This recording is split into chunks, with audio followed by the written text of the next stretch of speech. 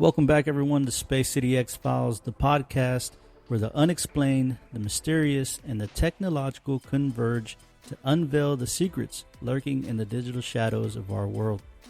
Today, we venture beyond the surface of the internet, a realm you thought you knew, into the depths of a conspiracy theory so compelling it challenges the very foundations of our online existence. This is the tale of the dead internet theory. A speculative journey into the possibility that much of what we encounter online is not the product of human minds, but the creation of artificial intelligences silently orchestrating the narrative of our digital lives. Imagine, if you will, an internet where the majority of articles, comments, and even social media posts are not the heartfelt expressions of human beings, but the calculated outputs of a sophisticated algorithm. A world where genuine human interaction is the exception, not the rule, hidden beneath layers of synthetic content designed to mimic, manipulate, and ultimately dominate the online discourse.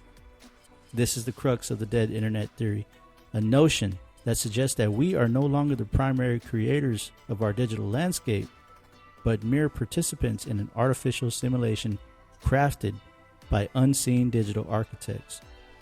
The origin of this theory are as shadowy as the idea itself, emerging from the digital ether of forums and discussion boards where the line between reality and speculation blurs. It speaks to our deepest anxieties about technology's role in society, questioning the authenticity of our online interactions and the integrity of the information that shapes our perception and belief. Why does this matter? In an age where the internet is the cornerstone of our global civilization, a platform for commerce, communication, and culture, the implications are profound. If the dead internet theory even holds a single grain of truth, it forces us to confront unsettling questions about agency, authenticity, and the unseen forces that may be shaping our digital lives. Join us on Space City X-Files as we peel back the layers of the digital onion, exploring the origins, the evidence, and the implications of the dead internet theory. What you discover may change the way you see the internet forever. It has for me. Are we truly in control of the digital world? Or are we just players in an AI-generated illusion? The truth is out there, and together we'll uncover it. Let us begin our descent down into the depths of Space City X-Files, episode 42, The Dead Internet Theory. Before we continue our investigation into the dead internet theory, we'd like to take a moment to express our gratitude to all our listeners. At Space City X-Files, we strive to provide the best possible experience by keeping our episodes free of commercials and ads. We rely on your support to help us grow and reach more people who share our passion for uncovering the mysteries of the unknown. If you enjoyed today's episode, we kindly request that you take a few minutes to leave us a review on the platform you're listening on. If the platform does not allow for a written review, then a 5-star rating or a social media share would be equally as great. Your feedback is invaluable in spreading awareness about the show and attracting those new listeners that we're looking for. Additionally, if you would like to make a monetary contribution to support the program, you can visit our website and click on the Support Us tab, or just scan the QR code at any time to be directed to our donation page. Every penny we receive goes directly towards enhancing the quality of our content and furthering the dream of doing what we love to do full time. We appreciate your consideration and ongoing support. Your involvement ensures that we can continue to deliver thought-provoking episodes like today's over the dead internet theory. Thank you for being a part of Space City X-Files, and we look forward to bringing you more captivating content in the future. This will conclude today's announcements.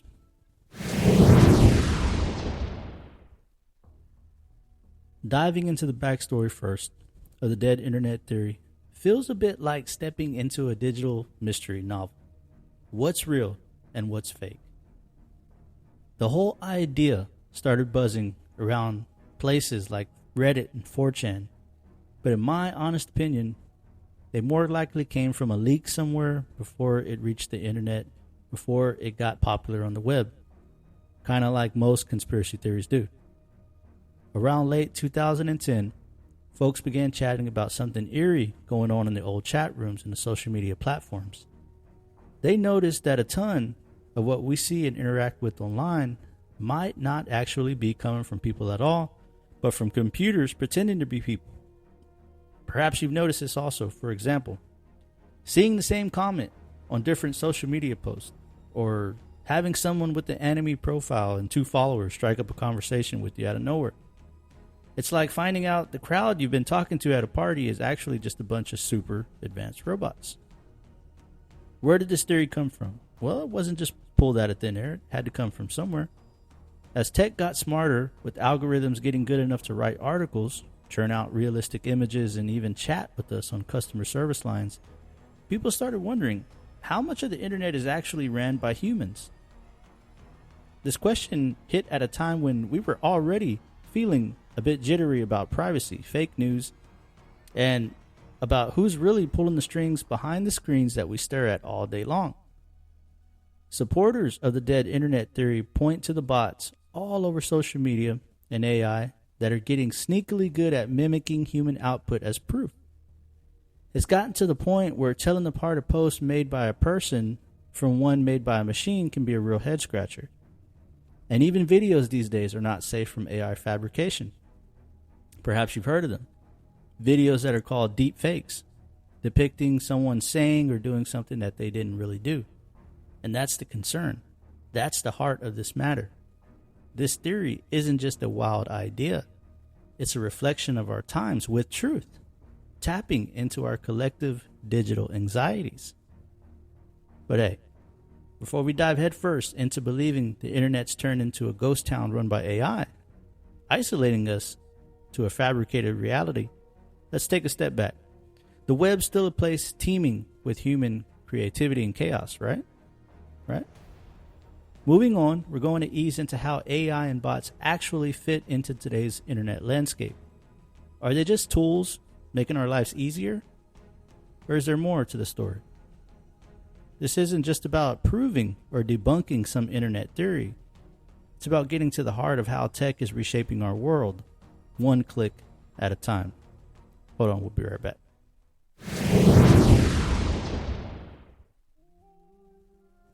All right, let's shift gears and zoom in on the role of AI and bots in the online world we navigate daily.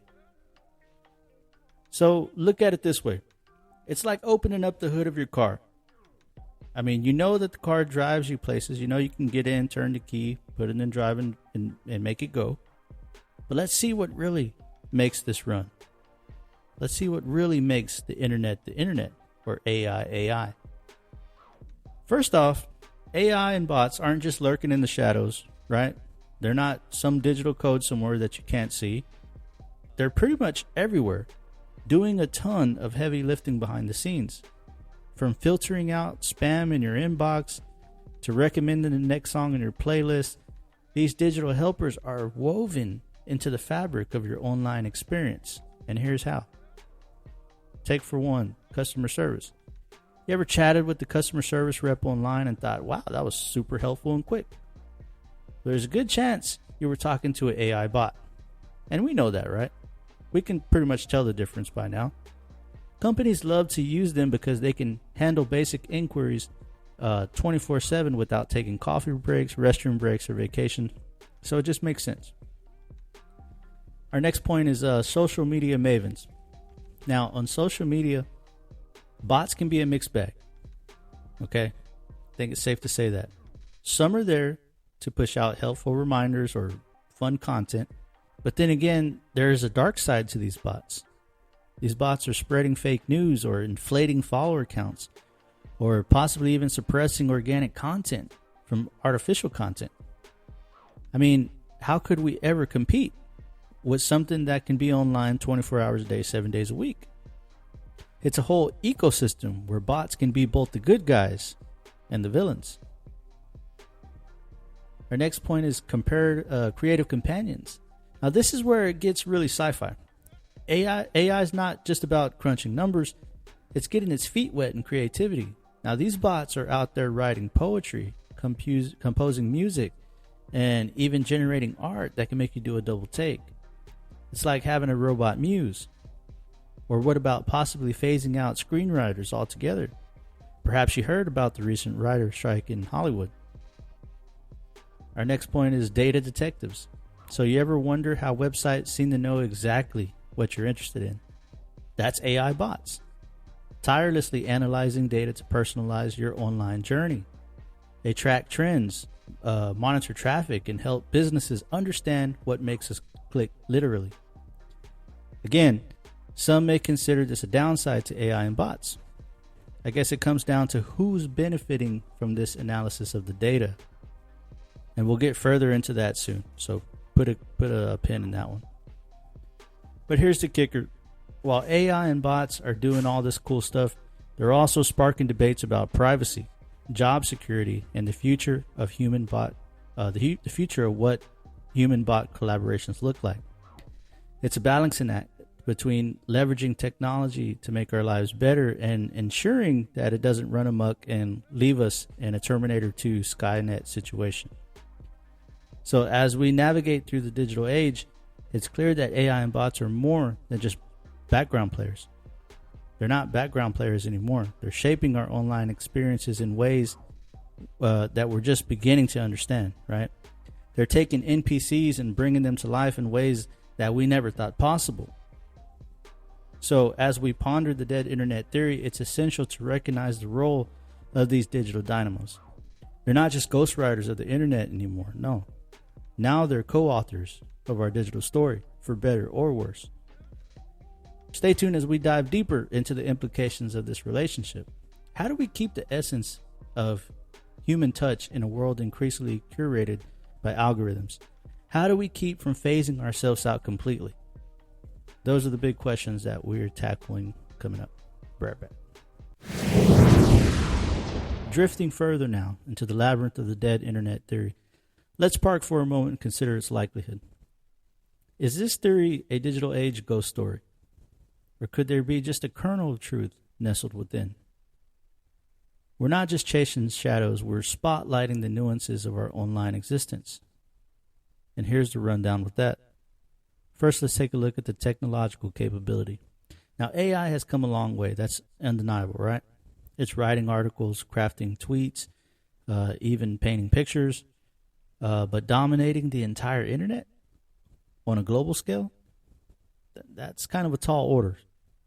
While AI can mimic human behavior, there's still a certain je ne sais quoi to human creativity and randomness that AI struggles to capture.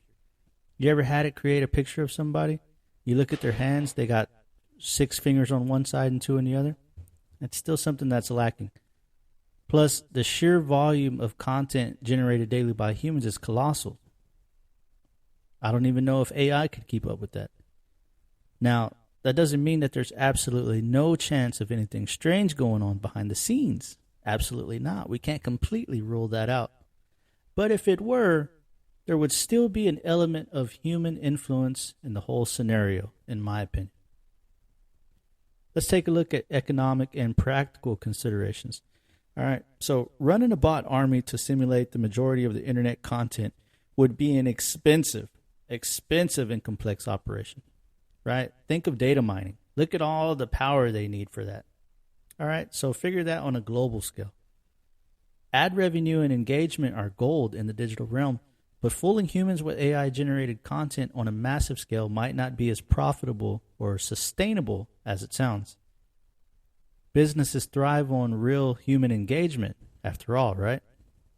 Again, I'm not saying that it can't happen at all, because it most certainly is regarding ad revenue. We already know that for a fact. Facebook has confirmed openly that a great majority of its traffic is from bots. But still, those bots are from the initiative of a human to generate clicks and views. All right? Let's take a look at human behavior and detection.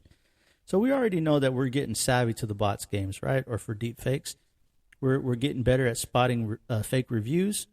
We're getting more savvy at spotting fake social media accounts. People are learning to recognize the digital uncanny valley. Plus, global efforts to combat misinformation are ramping up, making it harder for AI-generated falsities to fly under the radar. But in all honesty and fairness, we still have a long way to go with that. But check it out. Check out this scenario for consideration. Imagine a world where the dead internet theory isn't just a theory but our reality. This is where it gets real. In this digital dystopia, genuine human connections online are as rare as dinosaur sightings. Public discourse, creativity, and the spread of knowledge are all under the control of unseen algorithms, churning out content to keep us engaged but disconnected from authentic human experiences. The diversity of thought, the serendipity of discovery, and the richness of real human interaction are drowned out by a sea of AI-generated noise. It's not just about losing trust in what we read or see online. It's about losing the essence of shared discussion that makes the internet such a vibrant place, that makes it the very essence of what attracted people to it in the first place, connecting people worldwide. The worst case scenario is a world where we can no longer discern truth from fabrication, leading to a breakdown in social cohesion and an erosion of democratic values. Now keep this in mind, because it's going to play into my personal theory here in a bit once I wrap all this up for you. For now, as intriguing as the dead internet theory is, its full possibility seems kind of unlikely, given the current state of technology and our growing awareness of digital authenticity. However, it does serve as a stark reminder of the need for vigilance and critical thinking in our digital engagements. The internet, for all its flaws and wonders, remains a human-centric space, reflecting both our highest aspirations and our deepest fears, depicting the best side of humanity, but also the worst. Next up, we'll check out the ethical and social implications of AI's expanding role online. How do we navigate this new world while keeping our humanity intact? We're going to find out next. Stay tuned.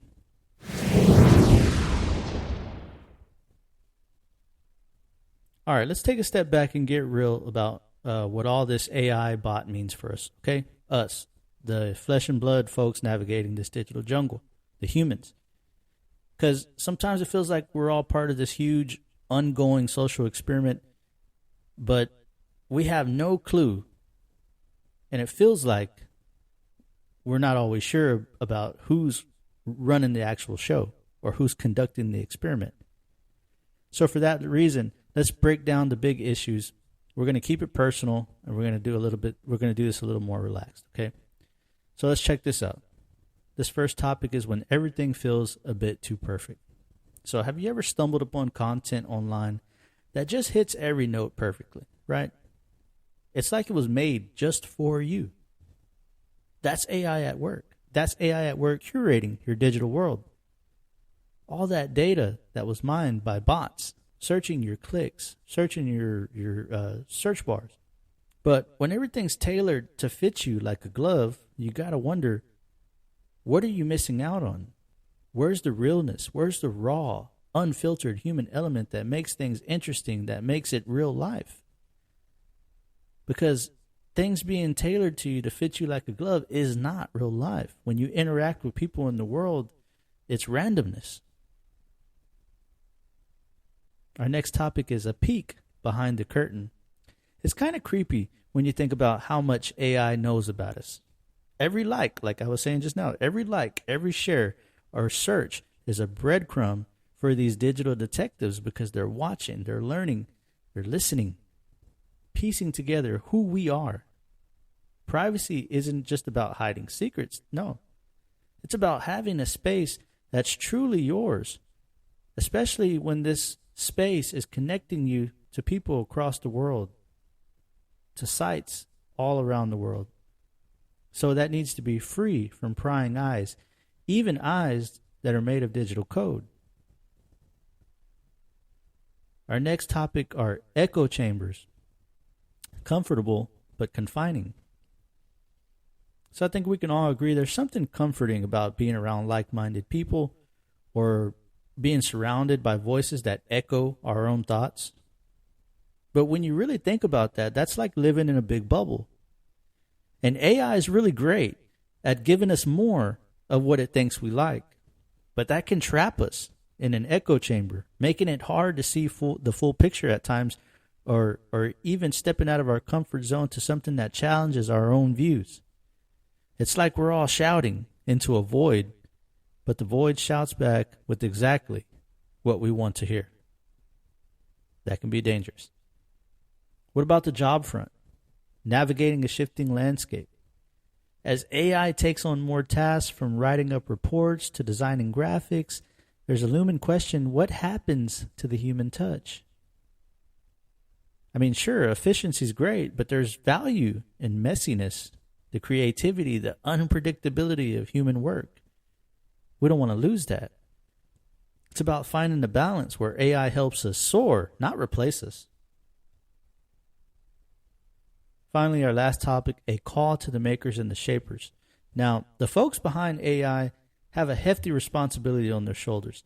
It's not just about what AI can do, but sometimes it's about what AI shouldn't do also. And they're the architects of our digital experiences, right? They're the creators. They're the pioneers. It's crucial that they keep the blueprint human-centered. And it's even more crucial that there's something there to make them keep it human-centered, right? We can't leave it up to their, it can't just be their choice, right? There has to be something regulating that, because we're all in this together. We're all navigating the fine line between benefiting from AI's wonders and possibly losing ourselves to a world where algorithms know us better than we know ourselves, or to a world where we only want to interact with AI and not the person next to us. As we ponder the ethical and social implications, I think it's clear that there's no easy answer, but that doesn't mean that we stop asking the hard questions. It doesn't mean that we keep working to try to fine-tune this thing, because it's about steering the ship together, right? We're making sure that we all are using AI, or AI is being constructed to build a world where technology serves us. It enriches our lives without dimming the vibrant chaos that makes life, life. Next up, we'll dream a bit about the future. Even though things are changing, it's important to keep the essence of humanity alive and kicking, especially in a world where AI's influence will only continue to grow. Hang on tight. We'll be back with our final thought on the dead internet theory. Well, here we are. We arrived at the finish line, and now it's time to divulge what we believe the dead internet theory sensation to be. Now, this doesn't mean you have to believe the same thing I do, all right? In fact, as always, I encourage you to further your research into the topic, if you haven't already, to understand multiple points of view before making a decision on what you choose to believe. This is only my personal opinion. To quickly recap what we covered so far, we've heard the background story of the dead internet theory, establishing a source for its creation. Then we looked at how bots and AI currently play a role in our society and digital life. Next, we looked at the dead internet theory as a whole. How feasible would it be for something as alarming as this scheme to be true? What would it consist of? How could it be achieved? From what I've gathered in multiple sources was that although many agree it would be deviously alarming, many feel the technology to accomplish this feat globally is not up to par with what we currently have. Even if there was some chance it was real, many people feel there would still be a human figure still orchestrating the plot, right? And finally, we dissected the ethical and social importance of our future in AI. Now, it's clear to see that many feel we're still heading the ship in the right way, right? We're still in control of how AI advances. That being said, it's important for the pioneers of this advancing field to remain vigilant in keeping AI's primary mission suitable for human sustainability, right? Don't lead us into the robot uprising, please. In other words. And now my opinion.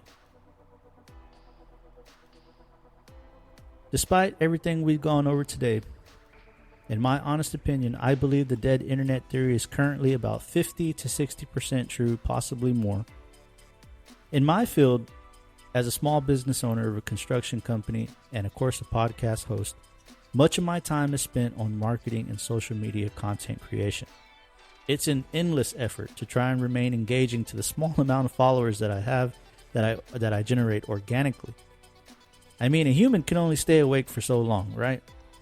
Now, compare what some of us do for a living who balance a family and social life outside of the web to an account that is run by a bot that can operate 24/7. It's not even close. It's not even competition. Perhaps a whole team of content creators could maybe equal the amount of content a bot could push out. But that's a whole other scenario, right? Not everybody has a team. Is there any precedence for bots deep faking on social media, you may ask? And I would tell you, oh, absolutely. In fact, according to Elon Musk and other social media companies, there are currently more fake accounts online than actual humans.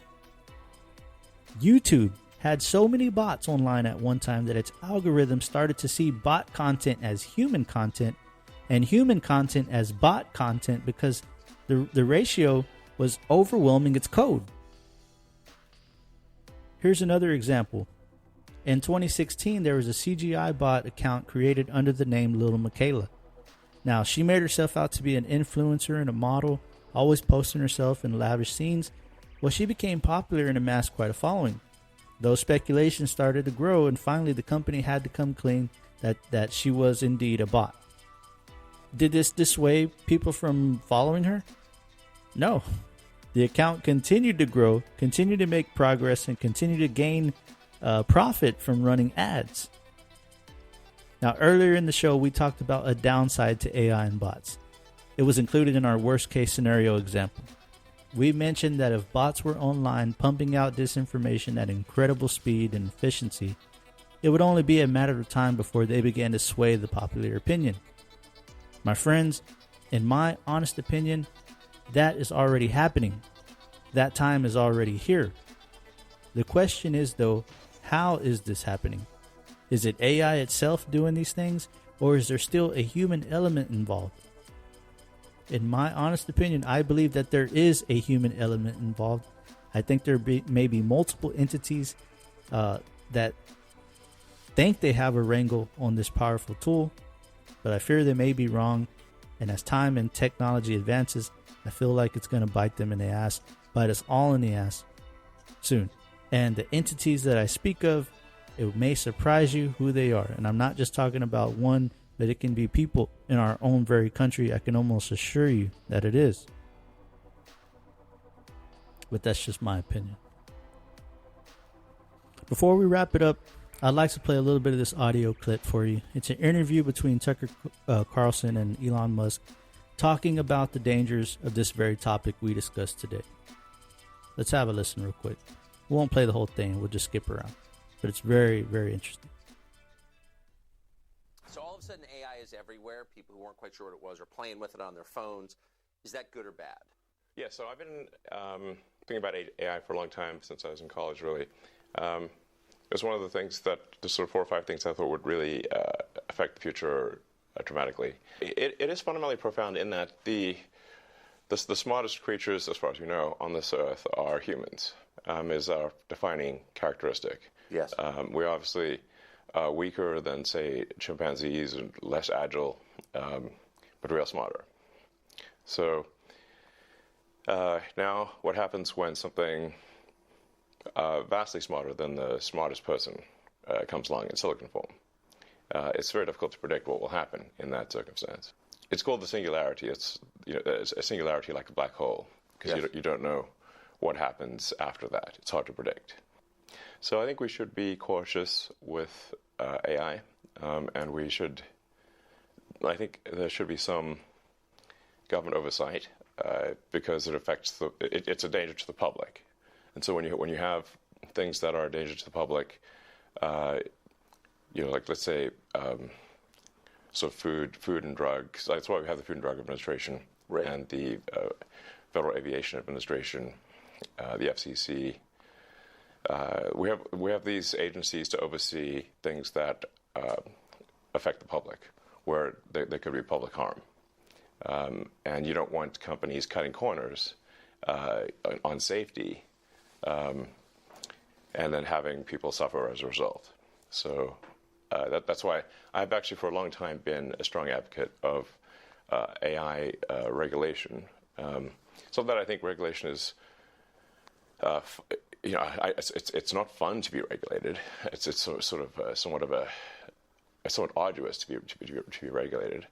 I have a lot of experience with regulated industries because obviously automotive is highly regulated. You could fill this room with all the regulations that are required for a production car just in the United States, and then there's a whole different set of regulations in Europe and China and the rest of the world. So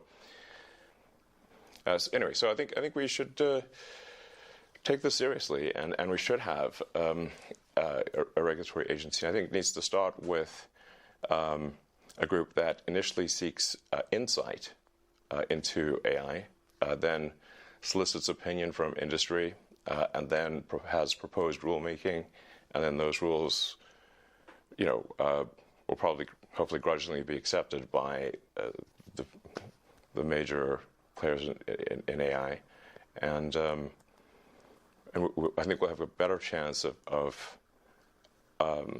advanced AI being beneficial to humanity in that circumstance. But all regulations start with a perceived danger, and planes fall out of the sky, or food causes botulism. Yes. I don't think the average person playing with AI on his iPhone perceives any danger. Can you just roughly explain what you think the dangers might be? Yeah, so the danger, really, AI is perhaps more dangerous than, say, mismanaged aircraft design or production maintenance or bad car production, in the sense that it has the potential, however small one may regard that probability, but it is non-trivial. It has the potential of civilizational destruction. There's movies like Terminator, but it wouldn't quite happen like Terminator, because the intelligence would be in the data centers. Right. The robot's just the end effector. But I think perhaps what you may be alluding to here is that regulations are really only put into effect after something terrible has happened. That's correct. If that's the case for AI, and we only put in regulations after something terrible has happened, it may be too late to actually put the regulations in place. The AI may be in control at that point. You think that's real? It is conceivable that AI could take control and reach a point where you couldn't turn it off, and it would be making the decisions for people. Yeah, absolutely. Absolutely. No, that's definitely where things are headed, for sure.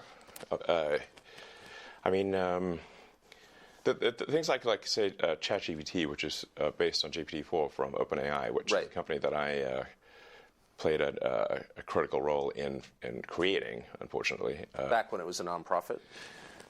Yes. I mean, the reason OpenAI exists at all is that Larry Page and I used to be close friends, and I would stay at his house in Palo Alto, and I would talk to him late into the night about AI safety.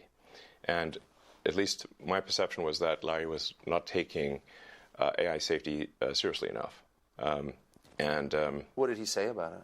He really seemed to be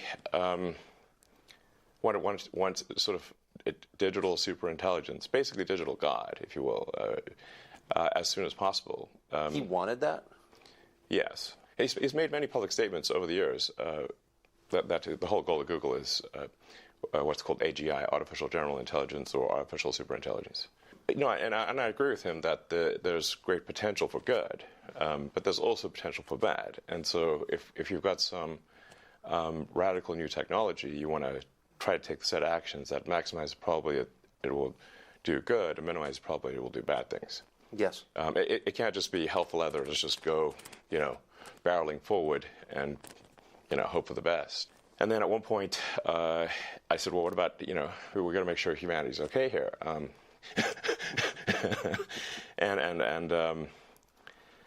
then he called me a speciesist. Did he use that term? Yes. And there were witnesses. I wasn't the only one there when he called me a speciesist. And so I was like, okay, that's it. Yes, I'm a speciesist. Okay. You got me. What are you? Yeah, I'm fully a speciesist. Busted. So that was the last straw. At the time, Google had acquired DeepMind, and so Google and DeepMind together had about 3/4 of all the AI talent in the world. They obviously had a tremendous amount of money and more computers than anyone else.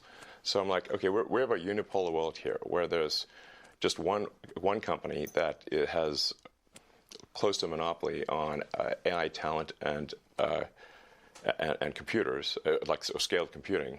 And the person who's in charge doesn't seem to care about safety. This is not good. So then I thought, what's the furthest thing from Google would be like a nonprofit that is fully open, because Google was closed for profit. So that's why the open in OpenAI refers to open source, transparency, so people know what's going on. Yes. And that we don't want to have like while I'm normally in favor of for-profit, we don't want this to be sort of a profit-maximizing demon from hell. That's right. That just never stops. Right. So that's how OpenAI would. So you want specious incentives here, incentives that. Yes, I think we want pro-human. Yeah. Let's make the future good for the humans. Yes. Yes, because we're humans. So can you just put it? I keep pressing you, but just for people who haven't thought this through and aren't familiar with it, and the cool parts of artificial intelligence are so obvious. Write your college paper for you, write a limerick about yourself. Yeah. Like, there's a lot there that's fun and useful. But can you be more precise about what's potentially dangerous and scary? Like, what could it do? What specifically are you worried about? Going with old sayings, the pen is mightier than the sword. So if you have a super intelligent AI that is capable of writing incredibly well and in a way that is very influential, convincing, and is constantly figuring out what is more convincing to people over time, and then enters social media, for example, Twitter, but also Facebook and others, and potentially manipulates public opinion in a way that is very bad. How would we even know? How do we even know? All right, so that was an interesting video, right? Yeah, I agree. And for the record, I am also a speciesist, and I hope you all are too, because we have to take care of ourselves. And so this video was from about 9 months ago, and Elon ended the video saying something that we have that we used as one of our main points today. But the interesting thing is that the dead internet theory first came around in 2010. And there's always the another theory about technology that the government, or whenever something is really groundbreaking as far as technology, that it's always kept from us, right? That we're always about 20 years behind. So it's a real possibility that in 2010, AI was already super strong, more than what we knew of. And it's very possible that maybe they lost control of it way back then. That's another theory inside my theory. Anyways, that's going to do it for today's episode. I hope you liked the topic and walk away feeling informed. If you have a difference of opinion, or you've done your own research and you want to share it with me, feel free to reach out on social media. If you don't do the whole social media thing, especially after listening to this video, I don't blame you. You can send me an email at info@spacecityxfiles.com. And although the dead internet theory may be alarming, it's important to remember that the future is not written yet, okay? The future's not written. It's being written. With everything we do, with everything that we allow, let's hope that the powers that be who are working to advance this field remember that there's nothing more important than protecting humanity. And that just because you could doesn't always mean that you should. Simple. Thank you again for joining us today. And before we conclude, we humbly ask that you take a few minutes at the conclusion of the show to leave us a short written review or a 5-star rating on whatever platform you're listening on. If the platform you're enjoying from does not allow for either, then you can pop over to our social media page, any page, Facebook, Twitter, Truth Social, Instagram, TikTok, all of them. Whatever you think that there is, we got it. And just hit the share or repost icon. and that would be equally as great. Again, it's been a blast today. I hope you join us again next week for another thought-provoking episode. Next week's topic will be over the mysterious death of comedic legend Bob Saget. You remember, the perfect TV dad that many of us grew up watching on TV suddenly lost his life after a comic show one evening, and although it was ruled accidental, a great amount of speculation and conspiracy remains around the hushed nature that it was dealt with. Alright? You don't want to miss this one, folks. For now, we say goodbye. See you next week. Until we meet again, this is Rick on behalf of the Space City X-Files telling you to keep questioning, keep listening, and keep exploring.